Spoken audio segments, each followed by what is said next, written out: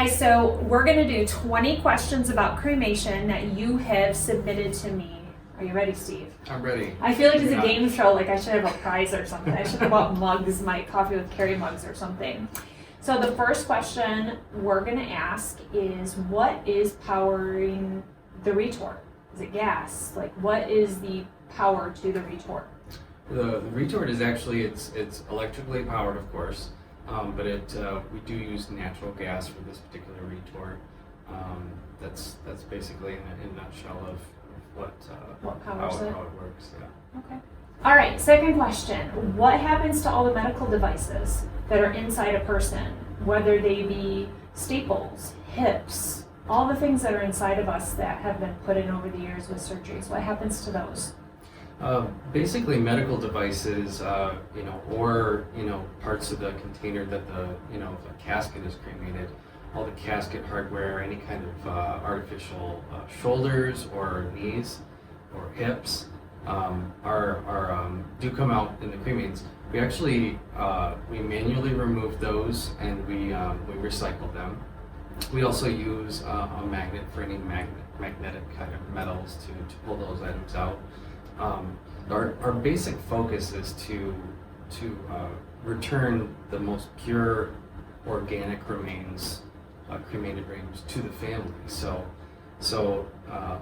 our focus is to pull those things out. So what you're getting is just of their cremated remains. I mean, staples, everything you want to pull out. I know some people will say, "Oh, I've got cremated remains and I found a staple." Some things get missed. I mean, they just do. Now, what about gold teeth in there? Do you find gold teeth? It all depends on how the cremation went. Gold, it does have a melting point, but it does have kind of a high melting point. So at times you may find gold caps from teeth, but those as well. Those are all recycled with a special company that we use that recycles metals that are from cremated remains. Well, that leads me into a third question.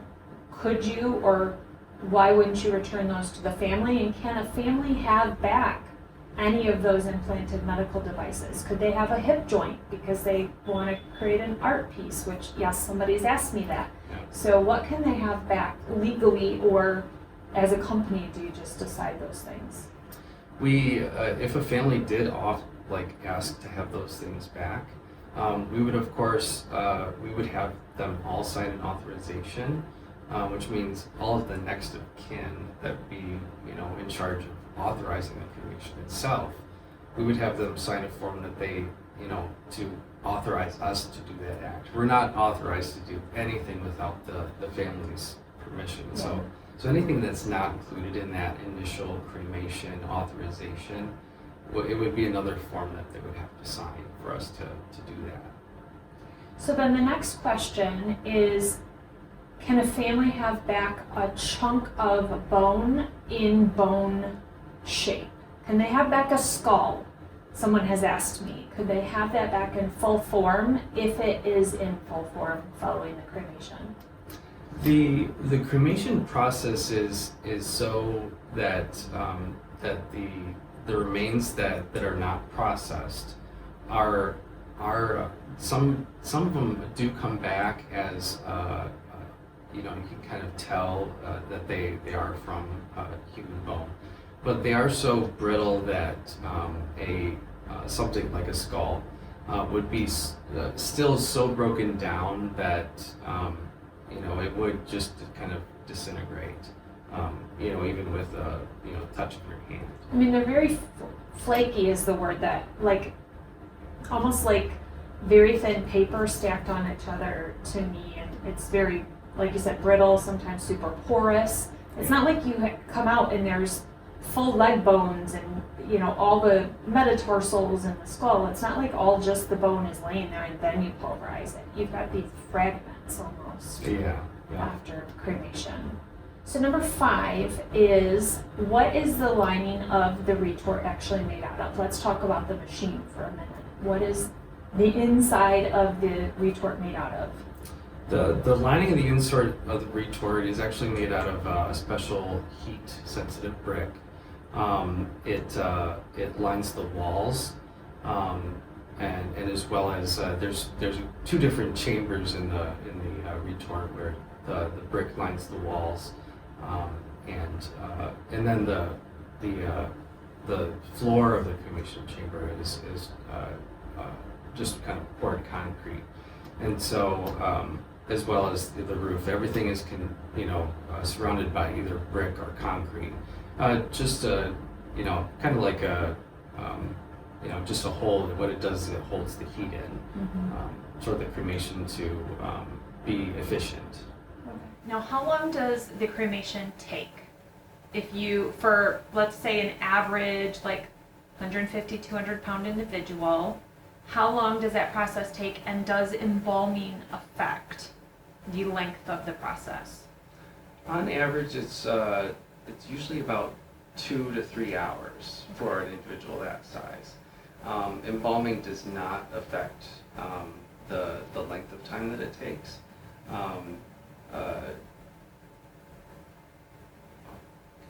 Jump there. That's kind of, I guess that's kind of the way that I would answer it. So if they're in a casket or a cardboard box, does that change? The box that they're in, does that alter the length of time? It does. If the type of container that they're contained in, it would change the time. For our system that we work with, we are the different aspects of the cremation. We have to enter certain types of what the gender of the person is, what their weight is, and what container they're in. So if that container will affect the time that it does take. Now, how does gender affect? Like, why would that be a factor? The difference, it's kind of a sensitive thing because between male and female, females have a different body makeup in regards to the fat and muscle. The fat area. Okay. And muscle, there's a different ratio, and so that's one thing. Because weight is a factor. That ratio of distinguishing the gender would change the amount of time and many different settings of the machine. Well, and we were discussing off camera earlier, the old machines where you pushed the button, put the person in, you put them in, you push the button, you have to open it, check on them, maybe stir and move things around, close the door, and then it's done. The newer machines, you input all this stuff and it regulates itself. It is doing all of this work for you, so you can it controls the burn almost on its own, as a lot of technology is running our world. Yeah. It is the same with retorts as well. Yeah. So how does that affect, and what do you cremate a baby? A very small fetus. Most people will say, how do you even get cremated remains? So one, what are they cremated in? And second, how do you make sure you can get any cremated remains back? And just like I said with the different settings of different individuals based on gender and weight and container, there would be a setting for infants or if you're cremating that's a little bit smaller of an individual. So with our state-of-the-art machine that we have here, just like with anyone else, it would have special settings and a special time. It does take a shorter amount of time, and the way that infants would be cremated would be in a special pan that would be gently put into the machine. Unlike our autoloader that we have, and it would just be, it's a different process. So you place them in a pan, so that kind of collects them, and the pan stays in the whole time? Yeah, the pan stays with them the whole time, just because of we can't change the size of the cremator. Right. And so when we're cremating that small of an individual, that keeps, when the cremation takes place, it keeps the it keeps because of the different flows of airflow and flame, that keeps the cremated remains of the infant contained in one little area, so we know that the ashes that are cremated belong to Just that infant. baby. Yeah. Okay, so things that might affect the cremation when the person's in there. So are there rules to what people can put inside of the box to go in with their cremation? We're not talking things inside their body, but what can they put in to be sent with them to cremate that are a big no-no?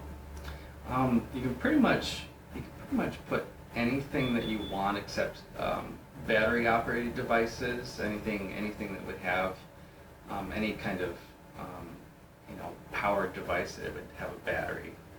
Batteries don't do very well with heat, and so especially with lithium batteries that, we'll talk about pacemakers. Yeah. Pacemakers do need to be removed. Those types of things. Other types of things, like if you were to put a picture frame in, usually glass is usually not a thing to put in. The glass has it kind of just shatters and it doesn't cremate very well. So that's something that we don't recommend putting through cremation. You can put anything else like a picture frame without glass, but it's just and it's all based on if you're placing something with them, we want to be able to offer you to do that. Right. But a lot of the things we want to be sure to be giving those cremated remains back in the purest form possible. Right. So like bottles, like glass bottles, like enclosed, like bottles of alcohol that have a burn, they're very flammable. So those would probably be not okay. Yeah, bottles like glass bottles or metal cans, anything like that wouldn't be recommended. We would of course, disclose if someone did, place those items in there, that we would just disclose that we may have to remove them. Okay. And just give the family the option to do something else, if they want to place something else in there. Okay. Would cause of death, how does cause of death affect the cremation? If someone dies of alcoholism, a large alcohol content in them, do they burn faster? Or is there something that may be a cause of death that would negate them being able to be cremated? There's no way that a person is more flammable if there is certain alcohol played a role in the death. I would anticipate that would all kind of evaporate or be dissolved into body tissues. And I really can't. There's no cause of death that would cause a cremation not to be able to take place. I do know that there are certain medical procedures, such as there's radioactive therapies that involve placing what we call radioactive seeds in a particular type of body part. There is a half-life to those radioactive seeds, and it wouldn't make the cremation not possible, but we are trained to ask those questions of the family, and then we have to wait for the half-life of those seeds to expire before the cremation can take place. So it would basically mean that, and of course, we kind of think of waiting for cremation to take place, but a period of time, we don't want to wait too much time, but it would just mean that they would have to just stay with us for a little while. What kind of time are you talking like a couple days or like a month? What is a half-life? I have no idea. I believe it's around 28 days. Okay, so it's a while. Yeah, but anyone taken into our care would be they would be kept in proper temperature-controlled environment. So another thing that I get asked about a lot is the color of cremated remains. Why are they red? Why are they green? Why are mine brown? Why are mine gray? Can you talk about a few specific things that may cause certain color variables to come out in the cremated remains? It's really hard to tell. The answers that I give to this would be just absolutely theoretical, because I really don't think there's any way we can tell. I do know that are focused to give back the purest remains. They should come back in type of a white, almost tannish kind of color. Those are the colors that I've seen. And I've heard theories that based on the person's medical history, different medications that the person takes that may instill themselves in the bone of a person. Certain medications can stain bone, and because cremated remains are part of the skeletal structure, that will come out and make a difference in the color of the remains. Another factor that could affect the color of the remains is how they're processed. Proper cremation etiquette is that we allow the cremated remains to cool to a certain point before we process them. If we process them too early, they will turn out a little darker.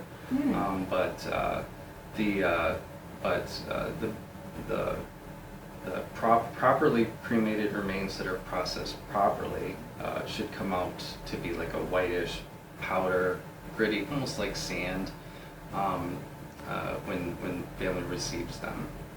I know one color I've been asked about a few times is green, and that people have said they have green cremated remains. I've never seen green cremated remains, but diving in, people that work at a lot of different crematories said if there's leather will cause cremated remains to be green. So if they had like a vest or anything made out of leather in there, it would completely skew the color of the cremated remains. I don't know why green. I don't know where that. Yeah. And you see it all. You just see it all, don't ya? So, do dentures need to be removed? Let's talk removing things. Do dentures need to be removed? No. Okay. No. We're gonna definitely leave those. Usually, if dentures are still in, we're just gonna leave them Let at it be. peace. Yeah. Okay. Especially if a family, families do have the option to have a viewing, and in that aspect, we would want the dentures to be placed because Yeah. I look best with my own teeth, so Yeah. People are gonna look the right way with what they had. So, but yeah, that's when cremation takes place, we do very little with the body, and anything like a pacemaker that would have to be removed is done prior to being brought to our facility. So pacemakers have to be removed. They have a battery in them, and so they will explode if they're left in because of the heat. What if a family doesn't divulge that there's a pacemaker and it's a small enough one or it's embedded under and you can't find it? Can the family be liable for not marking the right box on the paperwork, or? No, usually when and it's actually part of the cremation authorization. That question is asked of the family. Now, if they say that they don't know, and we don't write anything on the paperwork, funeral directors are actually supposed to examine the body. So they actually disclose that that's actually a disclosure on the authorization that we will have to remove a pacemaker. So it's actually the funeral director's job to examine the body and make sure that there's nothing like that present. Now, what about a defibrillator or any other implants? Anything else need to be removed that would be of concern? A pain pump that may also have a battery, do those need to be removed? Yeah, there's different types of pacemakers. So there would be a pacemaker that would just keep the heart at a special rate, or a defibrillator. Anything that is like a lithium battery inside of it. So a pain pump would have a battery operated device. There's also special devices that affect the spinal cord, which the device is actually put in the back, and so all those devices that would have some sort of power, long-term power, would have to be removed. Okay. And the funeral director is the one that does that, Yes. surgically removes it. So what about breast implants? Big question. A little controversy going around because of some videos that are out there. Do breast implants have to be removed? No. They generally they don't affect the cremation process. If there is an area, like different areas have a different demographic, and so if an area does have a high demographic of individuals that have those kind of implants, that may affect the cremation process or the way that the cremated remains come back. And it very may well be in different areas that they might require that. Of course, if it is required, that they would have a professional do it. But that's very uncommon. I think it'd be very rare. Yeah, because I know that, it's going to melt down and it can get a little mucky, and the word is that it messes up the whole machine because you get all this stuff melted all over because of it, because it's essentially like a plastic or a based item that is going to mess up your retort. So don't believe all the gossip, guys. Don't believe it. Now, can you be cremated in a metal casket? It's very difficult.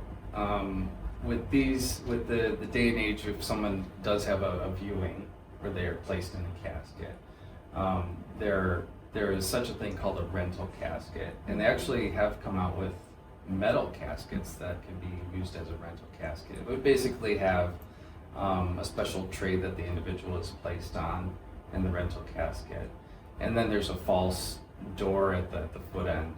So when the cremation takes place, they would actually be slid out of the rental casket on that tray, and be cremated then. And that actually it allows and so because you're not being incinerating an entire casket, it's a more cost effective for the family. You're not buying a casket and then burning it. What if during the cremation process you lose power? We do have. Oh, sorry. No, go ahead. Okay. We do have backup power, and basically the only thing that needs to be powered is the cremator, some computer systems, and our facility, our state-of-the-art machine here is actually connected to the manufacturer. So if anything were to go wrong, such as that, we would just contact the manufacturer and they would help us through it. So what if your backup system wasn't working, your machine went down, you're in the middle of a cremation, because I think that's where the question is stemmed from that was submitted. So you've got this half-burned person or cremated person in the machine. Like, are you going to have to go in and take out all these partially fleshed pieces and things, or when the power comes back on, you just start it over again and let it go? I guess, what worst case scenario, how do you deal with that? We would basically just get everything is contained in the machine, and so it would basically mean that if there's no airflow, the flame does go out. The cremation kind of stops. So, right. But we do have that backup system, so that never Hopefully occurs. happens. Yeah. What interesting things have you found after the cremation that you didn't know was in there, or oh my gosh, how did somebody have that in their body? Any interesting maybe things? Nothing too out of the ordinary. It kind of people that are bodies that are taken into our care, they may have experienced maybe different medical procedures, so it's really hard to tell. A lot of things are just kind of show up surprisingly. I think one of the more surprising things that we've found here is that someone had like a kind of a microchip Oh, that was about the size of, you know, a quarter. But it could have been from, you know, something that was in their bedding, or like if they went through an emergency room procedure and some Yeah. kind of device was left in there. But that's usually nothing more out of the ordinary. You know, it kind of depends on what was left with them. You know, if someone, Microchip. yeah, if someone left, you know, it could have been like you know, a special game or something that they like to play, or hard to yeah, say. it's really hard to say, because after the cremation process, you really don't know what that was a part of. I'm sure we'll all think scandal, you know, Yeah. implanted microchip or something, but. So do you run the facility 24 hours, or what, how many individuals can you cremate in a day? And what's the work day look like? We right now with just the one cremator that we have, because usually cremations take about 2 to 3 hours average, we can usually do about 2 to 3 a day. And we only operate between an 8-hour period. So, but this crematory is a little bit lower volume than some crematories. Some crematories, they are high volume. They serve many different funeral Yeah. homes, so they have a much more a longer period of time in which, you know, they have to get through a certain amount of cremations in a day. So they probably operate a little bit longer than we would a low volume crematory. So what is your machine rated in terms of weight? I know there's machines that can do 1,000, 1,200. What is yours rated for the largest deceased that you could handle? Our machine is actually rated at 750. Okay. But there are cremators that do, they have, are designed to handle larger individuals. What makes them able to handle larger individuals? The machine, the interior of the retort itself is larger, longer, bigger, heat sources hotter. What makes the variable? The variable kind of that allows it to handle larger individuals would just be to make up the machine. So everything would be larger. So you're talking about a larger container that they might be in. The bricking that I mentioned has many more layers Okay. to hold that heat in. Pretty much the larger the individual, the more fuel that their actual body will add to the cremation itself.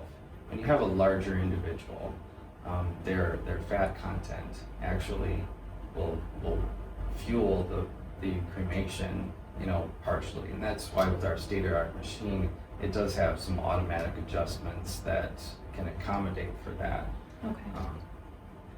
Yeah, because there are concerns with individuals, the more fat content on an individual, it becomes almost like a hazard, because I've said in other videos, and we heard from other crematory, it's kind of like it can cause a grease fire from that fat, essentially. So what are a few specifics? Are you going in a cold or a hot oven? Are you going in head first, feet first? What for an individual over a certain size, let's say 300 pounds, what parameters do you want to stay in to make sure you're cremating them the best way and you're keeping yourself safe? For a cremation of a larger individual, to make sure that the cremation does go smooth and in the most dignified way, we do have a certain parameters that we follow. The temperature that we start at definitely does make a difference. We do want to start off a little cooler, and so they would be the first cremation of the day, and we would start it off nice and slow, and and just so that that doesn't get out of control. There's lots of ways that we've been trained to make sure that things don't get out of control and that it's done in the most safest, most dignified way. So does it matter if you put the individual in head or feet first, whether they're a certain size or just in general? It does make a difference if we determine that the body makeup is of a certain way. We definitely do want to make sure that we place them in as carefully as possible, and just to, there's lots of decisions that we make to make sure that the cremation goes smoothly, and so that does make a difference the position that we place them. So one of you did ask me if something regulates how close a crematory is to a house or to a restaurant or to different type of businesses. So we've been discussing it, and there's really nothing that regulates. When you put in a business, you have to be in a zoned industrial. Or if you put in a house, you need to be zoned residential or up. So that part of it is overseen by township, city, any kind of business, correct? You can just agree with me if I'm right, that's good. But we do know crematories that are next to all other type of situations, residential, industrial, commercial, all different things. And I would bet there's many people that might live by a crematory that don't even realize it's there, because they're just small little buildings that are completely unlabeled. You would never know what was happening there unless you paid attention. Right. You would think. Yeah. So nothing keeps the crematory from being next to a restaurant. It would be a weird placement, I think, for a crematory to do that, but it can happen. So one of the last questions is, do bodies sit up when they're being cremated? Do they do the, like in a movie where they sit up? Does that happen? It's really hard to say. When the cremation starts, we really can't. We really kind of let the cremation just take place, and so there's only certain times, during that we would actually check, visually how the cremation is processing, but it's really hard to tell. It's really hard to tell why someone would want to know that occurs. I think it's from movies. I think you guys see these things in like movies and things that transpire, Hollywoodized versions, and wonder if it's reality. Just like people sitting up in the preparation room, which does not happen. Never seen it. Everybody wants to know, and when a body does go through a fire, it does contract in different ways, and it does, what's the one word? Yeah, it just contracts. Sometimes the chest may lift up a little bit, but for somebody to actually full upright sit up, first of all, I think their head would hit the top of the inside of the retort, because it's not really that deep enough for somebody to sit upright. I don't know that it happens. I have not heard a crematory operator ever tell me that it happens, but we can't dispel it, I guess, if we're not watching inside for every single cremation. But yeah, it's really hard to tell what the reasoning behind the question is. If it brings you comfort that they don't set up, then they don't. If they, it's really hard to tell. But yeah, when cremation takes place, we let them. We do it in a dignified way, so we don't. We start the cremation. We watch, certain things, and but we make sure that everything goes smooth in that arena. Give a big thank you to Steve and to Taylor and to the owners and everybody on this staff for inviting me in, taking me around, answering our questions, and hopefully we answered some of their questions too.